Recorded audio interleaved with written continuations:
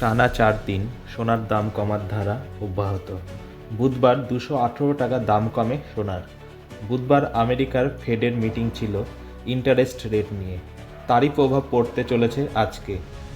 সোনাতে বিনিয়োগকারীদের নজর ছিল আমেরিকার ফেডের মিটিংয়ের ওপর। এক ঝলকে দেখে নেওয়া যাক বৃহস্পতিবার কলকাতায় সোনার দাম। 24 ক্যারেট সোনার 10 গ্রামের মূল্য 77,830 টাকা।